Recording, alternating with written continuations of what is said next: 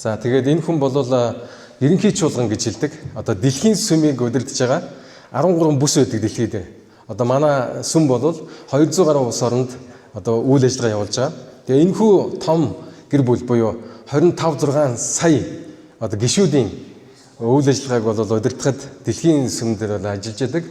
Дид ерөнхийлөгчийн одоо албан тушаалтай ийм хүн байна. Энэ хүн бол пастораар ажиллаж исэн, олон жил бас удирдлагаар ажиллаж исэн бүсийн одоо ерөнхийлөгч, за мөн цаашлаад бол одоо нарийн бичиг гээд олон ажлуудыг гүйцэтгэж исэн ийм хүн байна. The day that we have been waiting and anticipating for finally has come. За бидний хүлээж исэн энэ цаг ингээд ирсэн. Now I think Dr. Katia, you'll be very happy to see our young people now has come and joined with the youth leaders and the trainer and at this time. 2 жил төлөвлөж хүсэж мөрөөдөж одоо бүх үйл ажиллагааг ингээд одоо анхаарч байсан. Яг энэ цаг мөч өнөөдөр биелээд тэгээ Катя их баяртай байх. Яг гэвэл энэ олон залуучууд 2 жил төлөвлөсөн төлөвлөгөө ингээд биелээд та бүхэн ингээд хүрэлцүүлсэн байна. I think last night you all having quite a nice time, fun time, joy times.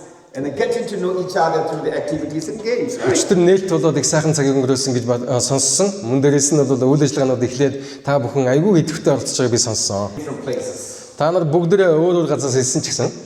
Or even maybe different reason that you are here. Тэгээ янз янзын шалтгаантай ирж байгаа та бүхэн бас. But I want you to be sure, to be fully convinced that you are here is not by chance, it's but by choice. Тэгээ би бол зүгээр нэг санаанд хүрээд ирсэн хүмүүс биш, харин цаана нэг агуу том зорилготойгоор ирсэн хүмүүс байна гэж би итгэж байгаа шүү. You are here not by accidental but divine providence. Энэ одоо гайхамшигтай зорилго нь бол Бурханаар төлөвлөсөн, Бурханы зорилго байх хэрэгтэй байна гэж бодож байна. Engage and to participate in this 3 days. I think Saturday will be the climax. You will learn a lot and you will discover more why the Lord has brought you to this place. За ингээд 4 дахь 5 дахь хагасаа ингээд 3 хоногийн хугацаанд та бүхэн би яагаад энэ дэлхий дээр одоо амьд явсан бэ? Бидний зорилго юу юм бэ гэдгийг олж аваасаа гэж хүсэж байна. Enjoy all the plans that our trainers, our leaders has planned laid out for you. Тэгээд одоо дэлхийн эргэн тойрноос ирсэн энэ одоо багш нар, сургагч нарын одоо үгийг сонсож мөн дээрээс нь үйл ажиллагааг нь одоо идэвхтэйг дэмжиж авцаарай. Above all, be benefited from this youth life. Цогтой залуус хөтөлбөрийн үр ашгийг нь бүрэн хүлээж аваа гэж хүсэж байна. You go back with a higher perspective. Тэгээд a broader picture and what a disciple of Christ should live out. Амьдралын талаар маш өргөн ойлголттой болоод их гой зорилготой болоод Есүсийн дагалдагч гэж хэн бидгийг мэдрээд явцаасан. Okay, I want to say so many things, but time is limited as we have so many things to cover. Хуулцтай зөндөө байна. Гэхдээ би бас жоохон давчин хугацаатай энэ гарч ирлээ. And today's my presence with you for this will be the last because I have to return back. Тэгээд яг энэ өглөөний залбирал би одоо буцаад явна. За тэгээд одоо нэг цагаас нислэгтэй байгаа. So let's be participating in our slogan. За бидний бол ураа байгаа. No wait yet, okay? Only the slogan first. За ингээд давлгаалахгүй зүгээр л би хэлнэ. And when I say youth alive, за youth alive гэнгүүт та бүхэн you say my choice fully alive гэдэг үгийг хэлж байна. Ойлгосноо? Okay, then second time we will do with wave, okay? За тэгээд дараад нь давлгаалчилаа. And then I know that Dr. Katia want to see. Тэгээд see that you all with the passions and how doing this slogan. Катя тамиг айгүй ирч хүчтэй давлгаалсан гэж хүсэж байгаа бах. За одоо үзье. Youth alive. My choice fully alive. Wait next time, okay? За одоо бол зүгээр одоо зүгээр хэлж байгаа. Дараад нь давлгаална. Youth alive. My choice fully alive. Okay? Now this time with wave. We can. За одоо давлгаална шүү. And there. Youth alive. My choice fully alive. Is it better, Dr. Katia? Katia, болж байна. Okay, very good. And then you will be continuing today, tomorrow, and then how I wish I could be with you on a Saturday night. With you all, we will bring in different report experiences, and then also what you have learned, how it's impacting and impacting you, your life. That will be a wonderful time to listen to each of you. Хагасанд тайлангийн өдөр байгаа. Тэгээд одоо юу сурсны чинь би уг нь үзээ сонсоод хамт баймаар байна. Даан ч одоо тий ажлын шаардлага буцах шаардлагатай болчиход байна. I know one thing that this Youth Alive convention is convention, right? This Youth Alive convention За тэгээд энэ цогтой залуусын уулзалт will be always a memorable and unforgettable in your life. та бүхний амьдралд бол мартагдчихгүй тусламжийг үлдээн. When you step out in faith and then reach out for the Lord and through witnessing, through sharing the gospel. Сайн мэдээг бусдад хуваалцахын үед бол хүнд маш гүн сайхан мэдрэмжүүд тусламжууд үлддэг юм аа. Your faith will be strengthened. Таны итгэл баттчих болно. Your hope will get brighter. Итгэлчин улам гэрэлтэн. And you will have a will that more resolute to do God's will. Тэгээд Бурхны хүслийг хийх улам илүү хүсэл мөрөөдөлтэй болно. Okay, now let me tell you a story. За би нэг түүх ярьж байна. I know that many of you are young people, so you like a story, right? Залуучуудад түүх сонирхолтой. This is a real story. It's not just a fiction. Зохиомл түүх биш, бодит түүх шүү. How many of you know this building? Энэ байшиг мэдэх хүн байна уу? A few, right? За цөөхөн мэдэх юм биш. This is a very famous tourist attraction area. They call it Taj Mahal in India. За энэ тэгэд байдаг Таж Махал гэдэг алдартай барилга байна. There are lots of people go to this place every year to visit. Жил болгон маш олон хүмүүс очдог. This is one of the most visited site. Хамгийн одоо хүн зочилдог энэ тгийн нэг тусгал газар. The second most famous tourist site. It is this palace. За тэгвэл хоёр дахь хамгийн их хүн цугладаг газар нь бол энэ ордон байна. It's called Mysore Palace. За тэгэхээр Mysore гэдэг одоо ордон. So this palace was founded by the Vidya dynasty. Видео. За тэгэхээр Вадияр гэдэг ийм одоо хаанчлалын үед бол энэ боссон байна. This dynasty it is ruled by the 25 kings over more than 500 years. Тэгээ 500 жил одоо ирсэн энэ хаанчлал бол 25 хаад бол одоо ингээд. And then I got a privilege to visit this famous palace. Энэ алдартай ордонд би очиж исэн. When you look at the building, the palace, Байшинг харах юм бол you can feel the wealth, you can feel the power. зөвөр ингээд одоо маш их баялагаар ингээд зоддсон дээрээс нь бол одоо эрх мэдэлтэй. But when I go inside and visit the palace, тэгээд ингээд очих юм бол even though they said there are 25 kings that rule over in this dynasty of 500 years. 25 хаад ингээд одоо дамжиж өнгөрсөн 500 жилийн туршид одоо эзэнсэн гэж бодоход But only 3 kings were recognized. Гурван хааныг нь хүлээн зөвшөөрөөд үлдсэнийг нь бол хүлээн зөвшөөрдөг юм байна. It is because of who they are and what they have contributed. Яагаад вэ гэсэн чинь бол хэн байсан, ямар зан чанартай байсан, юу бүтээсэн гэдгээр нь ангилсан юм байна. And out of the 3 kings, Тэгээ гурван хааныг л онцлоод байгаа. this young king was mostly admired and respected and remembered by the people. Хамгийн алдартай, хамгийн хүмүүсийн одоо сайнаар дурсдаг хаан нь бол энэ залуу хаан байж. Probably all the other kings enjoy the wealth, they enjoy the food, they enjoy the privileges as a king. Бусад хаадууд нь хоол идээ, сайхан тансаглаад тэгээ зугаацаад л амьдэрсэн юм шиг байна. Maybe little contribution that they offer in return to the nation. Тэгээд бол тэр хаанчлал буюу хүмүүст бол ингээд ямарч өвөөжгүй амьдэрсэн юм байна. But this king Гэтэл энэ is Krishna Raja Wadiyar the fourth. за тэгээ саяны хийсэн нэрийг бол одоо та He уншсан. was very famous Их алдартай. because during his time, this Wadiyar dynasty, this Mysore kingdom has come to the golden age. Тэгээд Майсогийн одоо хаанчлал яг энэ хааны үед л бол одоо алтан үеийг мэдэрсэн буюу хамгийн хөгжсөн байж байна. I think if you compare to the Mongolia, I mean during the time of Genghis Khan, right? Нэ, maybe. За Чингис хаантай зөвлөх юм байна л да. And during his time, Тэгээ энэ цаг үед then the Mysore kingdom had become the hub of education throughout India. маш гайхамшигтай хөгжил нь юунд байсан юм гэхээр бол энэ этгийг даяар бол боловсролыг одоо хөгжүүлэн дэмжижсэн байна.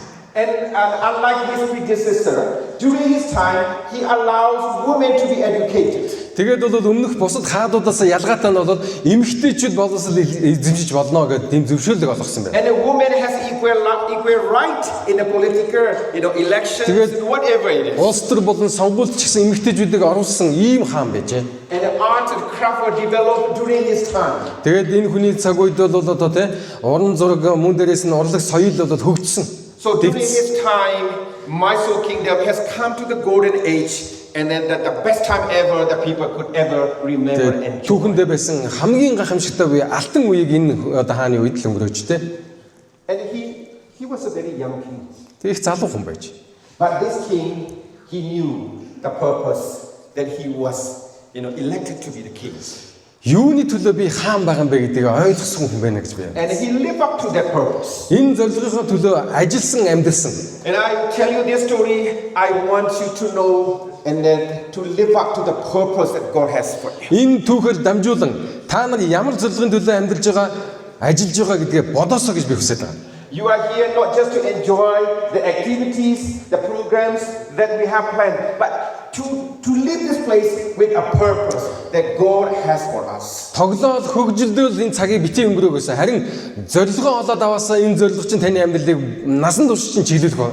They said that we live in the three levels of life. Бид нар бол амьдралдаа ийм гурван шатлалтай ийм одоо зорилгыг агуулж явдаг юм. Number one is called the level of survival. Хамгийн доод үндсэн одоо зорилго нь бол ингээд амьд орших. Гол зогоох. People in this level, they never discover why God created them for. Би яах гэж бүтээгдсэн тэр үнд хамаагүй. They did not know that the purpose of their existence. Юуны төлөө амьдраад байгаа, юуны төлөө хоол идээд байгаа мэддэггүй. They just live to survive. Зүгээр л одоо ингээд гол зогоож байгаа. So these people, they are the majority in this world. Тэгээ харамсалтай нь бол хүн амын одоо ихэнх нь ийм болчиход байна. And the second level is the level of success. Хоёр дахь нь бол амжилт. These people, they are successful. Амжилттай хүмүүс. Because they are gifted, they are talented. Бол одоо ур чадвартай мөн дээрээс нь бол зоригтой. But they don't have the highest sense of purpose of living. Гэхдээ энэ хүмүүс бол ингээд өөрөө өөрийгөө амжилттай болохыг хүсдэг. Тэдэрд бол илүү агуу зориг гэж байхгүй. Therefore, the highest level of living is the level of significance. Тэгэхээр гурав дахь нь бол утга учраа олох, үн цэнэ олох гэдэг ийм хэсэг байна. We're not only successful, but we live up to the level with the purpose. Зүгээр л нэг одоо what the Lord has planned for us. Амжилтанд хүрэх гэж тэмцэж байгаа биш.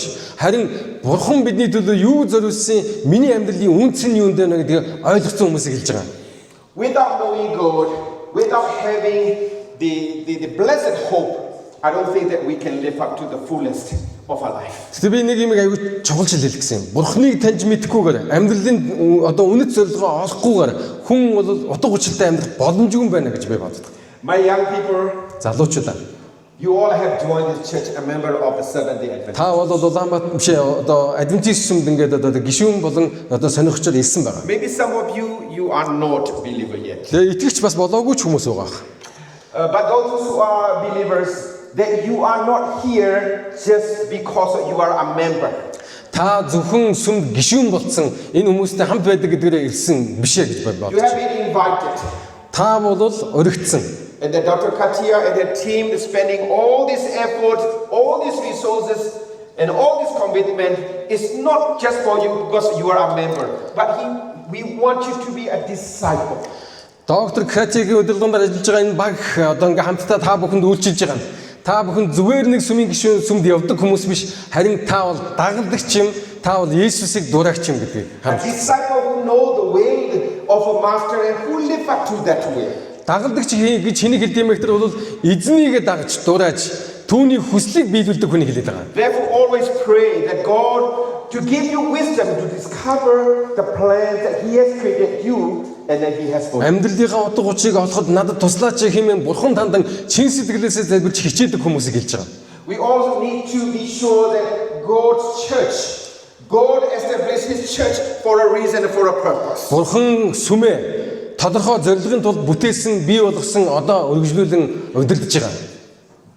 The existence, the purpose of the church is to carry the gospel to this world. Тэгэхээр ямар зорилгын төлөө бид ингэж оршиж байгаа юм бэ гэхээр бол Бурханы сайхан мэдээг, сайн сайхныг дэлхийд дахин түгэх. We are not just to come to the church on the Sabbath, sit, listen to the sermon and go back. Бид сүмд орж ирээд одоо суугаад шабатын номлоо сонсчод явдаг зүгээр нэг тообог үлдэх хүмүүс байх ёсгүй. We are to carry the gospel to this world. Бид дэлхийд сайн мэдээ төгөх хэрэгтэй. God does not have any other plan rather than through you and me. Танаар бол Let who He is, the plans, the blessed hope that He has for mankind through us. танаар болон надаар дамжуулан дэлхийд дахинд хүн төлөвтөнд өгч байгаа энэ одоо ивэлтэй итгэл найдрыг танаар дамжуулж өгөх гээд байгаа. Now let me tell you, refresh you with the story of a rich young ruler in the Bible. Библиэр байдаг бол баян залуугийн тухай би түүхийг ярьж өгье. And how many of you know this story? in Энэ the Bible? түүхийг сонсч ирсэн мэдэх хүмүүс байна уу? Гараа гэдэг. Only a few. Ийм цөөх юм уу? I think those who are members, I think you are familiar to the story of a rich young ruler in the Bible. Сүмийн гишүүд бол энэ түүхийг мэдэх байхаа гэж би бодож байна. There are a number of lessons that we can learn from this story. Энэ түүхээс бол хэд хэдэн сургамжийг авч байна. That's why it's appeared 3 times in the 4 Gospels. Яг тэр бол сайн мэдээний 3 номонд бол гурваланд нь энэ түүх бичигдсэн байгаа. These lessons, learning from this story, we happen to live with a higher perspective. Энэ 3 түүх илүү агуу зорилгоо олж авахын тухай байгаамаа. Because there are many people in this world that need to know Christ. Энэ дэлхийд Иесусыг таньж мэдэх ёстой хүмүүс зөндөө олон байна. And we are here to share the good news, the Savior that we have, the plans that He has to the others. Биднийг аварсан энэ авралыг бүсдэд одоо бидээр дамжуулан өгөхийг хүсэж байгаа ийм аврагчийн тухай мэдээг бид сайн мэдээ гэж хэлж байгаа. Now let's learn a 7th lesson from the life of this young man. Тэгвэл энэ хүү түүхэнд гардаг баян залуугийн одоо тэ амьдралаас 7 сургамжийг авъя. The Bible said he was a young man. Библиэд түүнийг залуу хүн байсан гэж хэлж байна. That being young is very precious, very important. Залуу байна гэдэг бол айгүй үнцэнтэй маш чухал одоо цаг шүү гэж би хэлэх гээд байна. Dr. Katya, if possible, we want to reverse our life, right? Тэгээ бид нар болол одоо бас насаа ч гэсэн залууж болчмаар байна шүү дээ. It's being young, you have a lot of energy, you have a lot of Бүрэн байхыг strength. хүсэн шүү дээ. Хүчтэй байхыг хүсэж шүү дээ бид нар. And I realize that even though I consider myself young, but I know that my strengths are no longer as compared to Би when I өөрийгөө was залуу young. гэж бол бодох дуртай гişтан ч бол дандаа залуу биш гэдгийг мэдрээд идэг олон юмнаас. And we are facing with the reality of aging. Тэгээд бол нас явж байна гэдэг ингээд өдөр болгон надад бол But this young, he was young, so he has a great future ahead of him. энэ залуу бол залуу ээж. Гайхамшигтай ирээдүйн өмнө байна.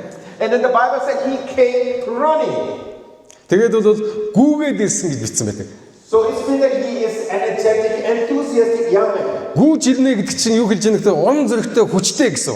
It is not just a mediocre, lazy or slow man. He was energetic, enthusiastic young man. Зүгээр нэг Connector. оршиж байгаа зүгээр нэг за яг удаа амьдрал жилэн л гэсэн ийм хүн байгаагүй ирч хүчтэй хүн байсан гэдгийг энэ гүүж байгаа гэдэг үг илэрхийлэх баг. And the Bible says he came during the daylight. Тэгээд бол өдрийн одоо тэ цагаар ирсэн гэж хэлсэн. And unlike Nicodemus, who came in the night time being afraid to be seen by others that he was with Jesus.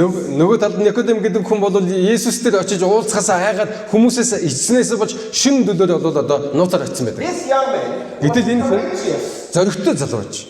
And he is a brave young man. Тэгээд хүнээс ичдэггүй санаа зовдгоо хүний одоо бодлоор амьдрдаггүй ийм хүн байсан байна. He came to the presence of Jesus in the daytime. Тэгээд өдрийн цагаар яг гэгэн цагаан өдөр бол очсон. He doesn't care whether he is to be seen by others that he is. Хүмүүс намайг харж болоо юу гэх болоо гэж бодоогүй.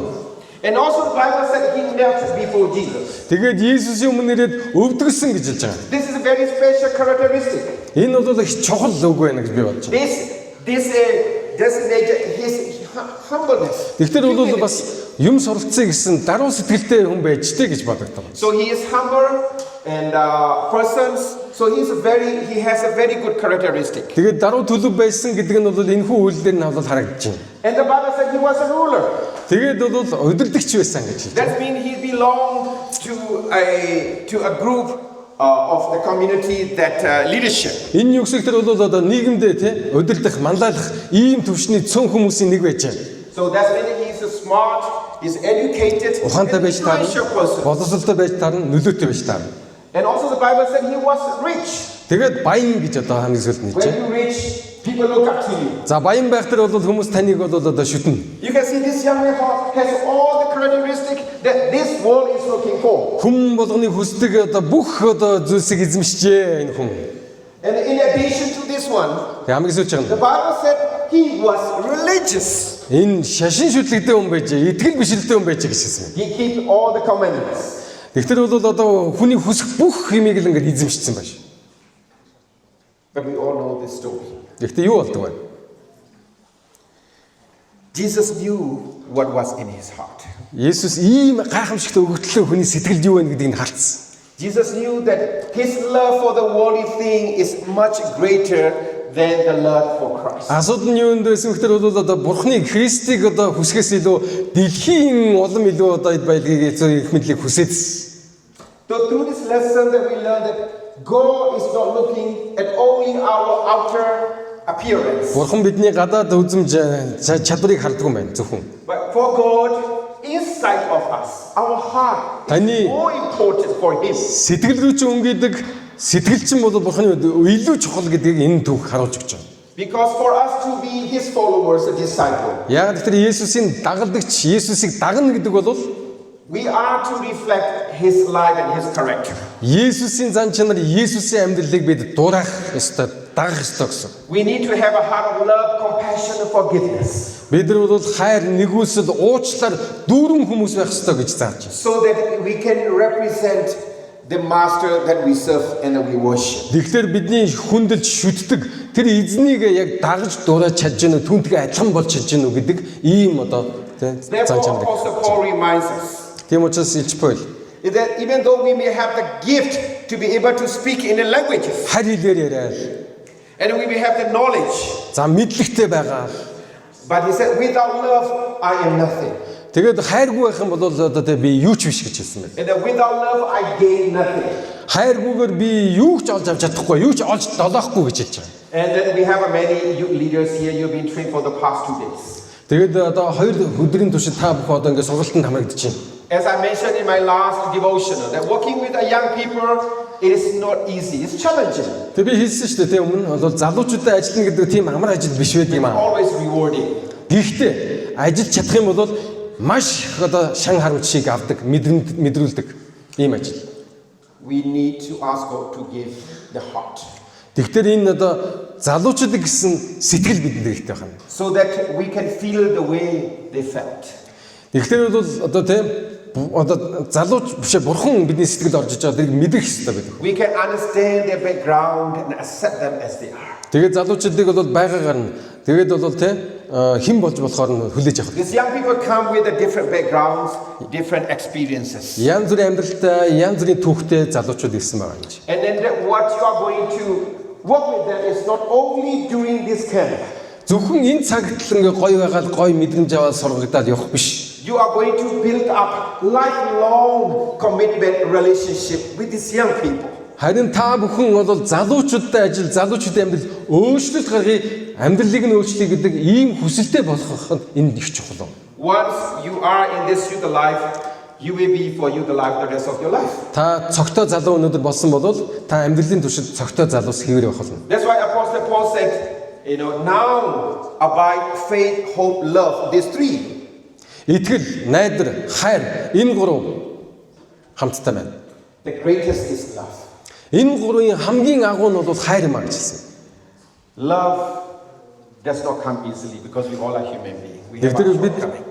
мөхөс хүмүүс учраас, гим нүгэлтэй хүмүүс учраас, алдаатай учраас хайрлна гэдэг бол дандаа бидний хувьд бол асуудал бэрхшээл, тэмцэл байдаг. That's why before you begin today, tomorrow, the day after tomorrow, Өнөөдөр маргааш тэрний дараагийн өдрүүдэд I want you to understand the importance of this one.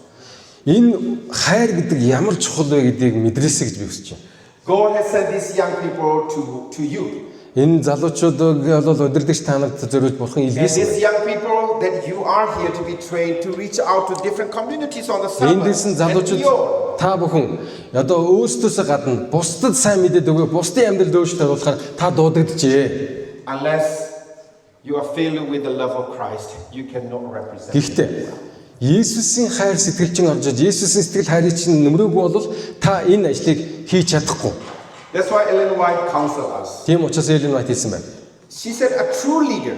Жинхэнэ удирдагч гэдэг бол Now here let me define the leaders according to Ellen White concept. Эллен Вайт удирдагч гэдэг хүнийг юу гэж тодорхойлсон бэ гэдгийг анхаараарай. When Ellen White referred to the word leaders, Удирдагч гэж хэлэхэд she doesn't mean like a Pastor Paul who is the president of the mission. зүгээр нэг албан тушаалтай нэг хүнийг хэлээгүй байна. She doesn't mean that the pastor who is a minister in your church. Эсвэл одоо сүмд томилогдоод очсон пастор гэдэг одоо тий албан тушаалтай хүний яриаг байна.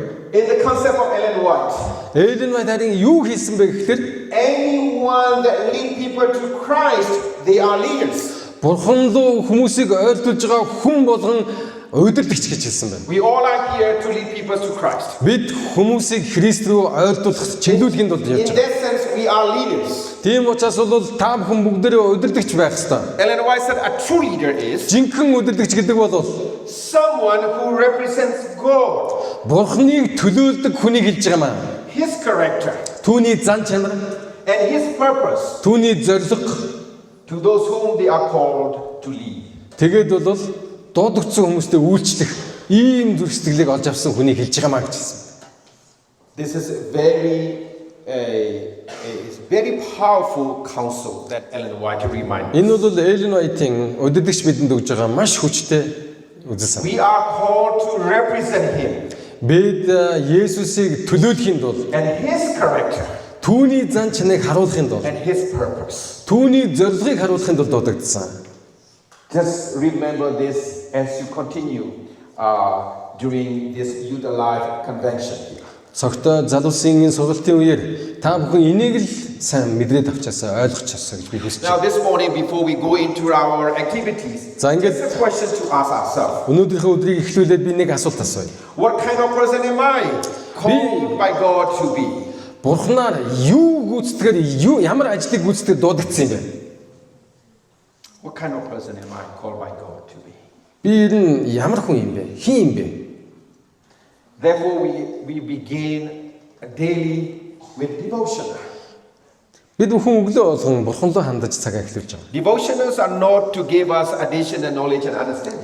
Энэ бол Бурханд зориулах цаг. Тэгэхээс бол мэдлэг хураах гэж байгаа ойлголтоо нэмэгдүүлэх гэж байгаа ийм цаг биш. To bring our minds and our thoughts to God Бид бодол санаа зүрх сэтгэлээ Бурханд өгөх гээд байгаа. and to reflect our life. Тэгээд амьдралаа түүнтэй адилхан болгохыг хүсэж байгаа энэ хүсэлтийг илэрхийлдэг цаг юм аа. That's why when we begin the day with God Бид өдрөө эхлүүлэхдээ and asking Him to be with us, хамгийн түрүүнд надтай хамт байгаач. to give us the character, to fill us with the wisdom and understanding of the purpose that He has called us. Таны миний амьдрал зориулж өгсөн тэр агуу үн цэнтэй энэ зорилго утга учирыг ойлгоход туслаач хэмээн та чин сэтгэлээсээ хүсдэг байх хэрэгтэй. We will live up the day differently. Ийм хүсэлтэй болох юм бол та Иесусгийн иртэл тэр гайхамшигтай амьдралаар харамсахгүй амьдрал амьдрах болно. I want to close with what Apostle Paul reminded young Timothy like you. Илж Паул залуучуудад хандаа та бүхэн шиг залуучуудад хандаа хэлсэн Paul үгийг би wrote the хуваалцсан. book of 2 Timothy to young Timothy. 2 дугаар Тимот номдэр бол Тимот гэдэг залуудан захиалсан байдаг. I don't have time to share with you all, but just to bring the highlight. Тэгээд бүгднийг хэлж чадахгүй байна л да. Гэхдээ би онцлоод нэг хэдийн юм In 2 танилцуулъя. Timothy chapter 1, Нэгдүгээр бүлэгдэр Paul reminded Timothy that know your master. эзэн чинь хэн бэ гэдгээ таньж мэд гэж хэлсэн. My dear young people, Залуучуудаа it is very important that we know our master. эзнийгээ таньж мэднэ гэдэг хамгийн чухал юм шүү. Do we, when we come here, called to share, called to represent Him, do we really want to know Him? Түүнийг та дуудах үед түүнийг таньж мэдхийг та үнэхээр хүсэж байна. To know Him is to love Him. Түүнийг таньна гэдэг бол түүнийг хайрлана гэсэн үг. And sometimes, we know the worldly things much more than we know God. Заримдаа бид нар дэлхийн зүйлсийг, дэлхийн мэдлэгийг бол дэндүүх авчаад ингээ бурханлаг мэдлэгээ бол одоо маш дутуу. And I hope that during this time that we spend together, you will get to know Him more. Энэ цаг мөчид та түүнтэй илүү их ойртох байхаа гэж байгаасаа гэж хүсэж байна. So that you will leave this place with a greater commitment and then also a deeper love. Энэ өнгөрөөсөн цаг хугацаа танд илүү их ойлголтыг, илүү их мэдрэмжийг мөн дээрээс нь хамгийн хайрыг мэдрүүлээд буцаасаа гэж би And хүсэж байна. also Paul reminded Timothy that know your mission. Дараагаар нь өөрийн зорилгоо мэдэх гэсэн. It is very important that we call for, but we have a mission to live up to. Бидэнд гүйцэтгэх ёстой тийм хэрэгжүүлэх ёстой зорилго байна. Know your mission. That Юу хийх гэж байгаа юм гэдгийг мэдэж авах гэж хэлсэн. And then also, there's also Paul reminded Timothy that know your moment, the time you live.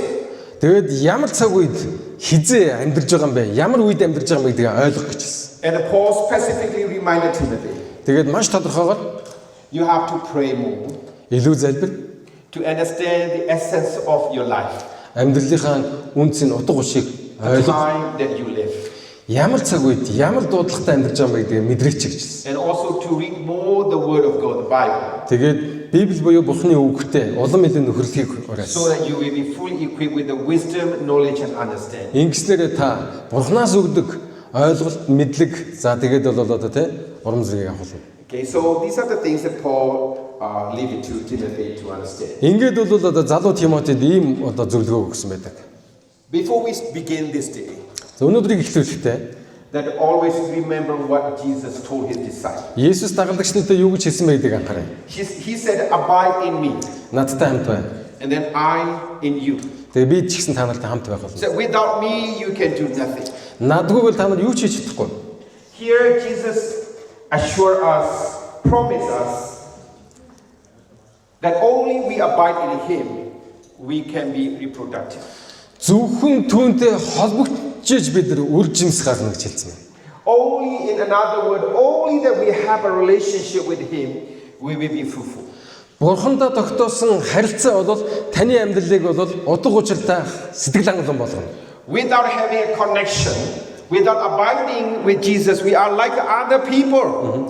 Харилцаа Бурхандаа тогтоосон харилцаа байхгүй бол бид зүгээр нэг өөр хүнтэй харилцаж байгаа юм шиг л хандна. Танихгүй хүнтэй харилцаж байгаа юм шиг л хандна. And then here in this nation, many people do not know God yet. Тэгээд энэ Монголд олон Есүсийг таньж мэдээгүй хүмүүс байна. We have been called, we have been chosen that to represent him and to share him with others. Тэгэхээр Монголд энэ сайн мэдээг одоо тий Бурхны зан чанарыг илэрхийлэх ийм дуудлагыг бид авчаа. Бидэнд энэ үүргийг өгжээ. We need to be connected with him Тэгэхээр энэ ажлыг хийхэд бол бид Бурхантай холбогдсон байх ёстой байна. so that we can reflect his character. Ингэснээр түүний зан чанарыг харуулна. We can live up to the way that God wants us to live. Тэгээд Бурхны хүссэн тэр амьдралаар амьдрах боломжтой болно. So that when people look at these young people of the Seventh-day Adventist Church, they will see the difference in them. Хүмүүс 7 өдрийн адвентист сүмийн бидрийг олж хараад энэ хүмүүс чинь онцгой өөр хүмүүсийн шүү гэж мэдрэх ёстой маа. That through your life, God will bring many others towards him. Таны амьдралаар, таны үйлчлэлээр Бурхан олон хүмүүсийг өөрлөгөө дуудаж байгаа шүү. In closing, Тэгээд дуусгаад I want to leave one of my favorite scripture texts. би хамгийн дуртай нэг ишлэлээ та нарт хэлж өгье. Here Apostle Paul said, Хэлж буй. be steadfast and immovable. Тууштай бай гэж хэлсэн байна. That means always remain faithful to Юу гэсэн үг гэхээр бол дуудлагатаа үргэлжид үнэнч байж тууштай бай гэж хэлсэн байна. God has called you for a reason and for a purpose. Бурхан биднийг зорилгоор дуудсан. Маш зорилготойгоор дуудсан. And Apostle Paul said, be immovable. Тийм учраас бол тууштай бай гэж хэлсэн байна. Don't let the worldly things, worldly pleasure, worldly influence that impacting you so much. Дэлхийн хүсэл, дэлхийн одоо нөлөөнд бити автаараа гэж бол загсан байдаг. We all are in this world. We are not of this world. Бид бол бүгдээрээ энэ дэлхийнх боловч гэсэн бид энэ дэлхийтэй адилхан байх албагүй. We know that our master is coming soon to take us home. Удахгүй бидний эзэн ирж биднийг бол бүр илүү гайхамшигтай дэлхийд авч явна гэж Don't амласан. let the worldly pleasure, worldly influence, worldly things that impacting your life. Дэлхийн эд зүйлс, дэлхийн нөлөө таны амьдралыг Бурханаас бити холдуулаасаа гэж би үнэхээр Live with хүсэж a байна. heavenly perspective. Бурхан руу харж, Бурханы зорилгоо харж амьдрах бол хэрэгтэй. Always do your best to witness to the others, the God that you worship, the life that he has. Тэгэхээр бол түүний таныг хайрладаг тэр эзэн Бурханыг та үлдэрлэн хүмүүст танилцуулж өгдөг тийм амьдралтай байгаа. And Apostle Paul said, always excelling in the Lord's work. Тэгээд Илч Паул хэлсэн байдаг эзний ажлыг бол төгс төгөлдрөө хийхийг хичээ гэж хэлсэн. Whatever you can do for the Lord, do it with the best of your knowledge, with Эзний the best of төлөө your ability. үйлчлэе гэж хүсэж байгаа юм бол мэддэг чаддаг бүхнээ дайчлан үйлчлээрэй л гэж гуйсан. People will notice the difference in you. Тэгээд таны энэ чин сэтгэлд чи хүмүүс ажиглана. And also Apostle Paul end with a message, Тэгээд a эцэг reminder, ингэ сануулсан. knowing that, remember that our labor in the Lord is not in vain. Эзний төлөө хийсэн бүх үйл ажилчин хизээч тэ орхоос нь утга учиргүй өнгөрөхгүй гэж хэлсэн. Everything that you do for the Lord, God will never forget.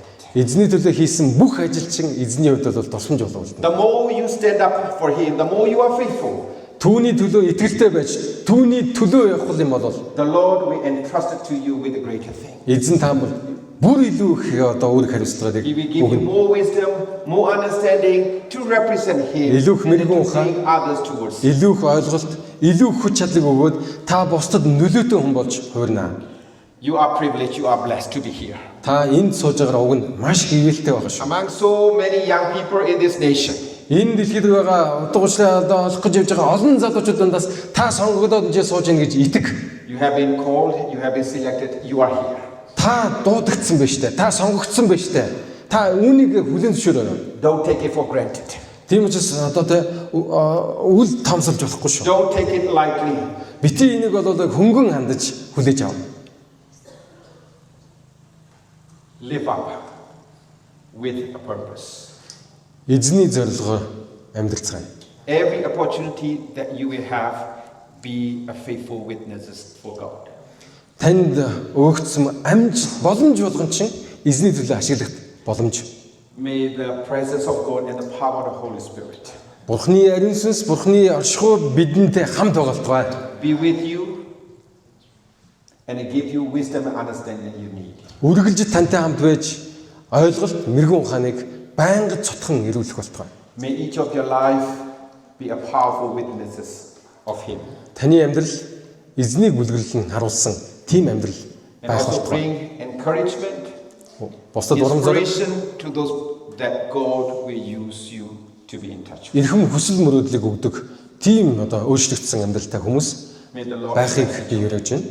Эзэн хүн болгонтой бидэнтэй хамт явах болтугай.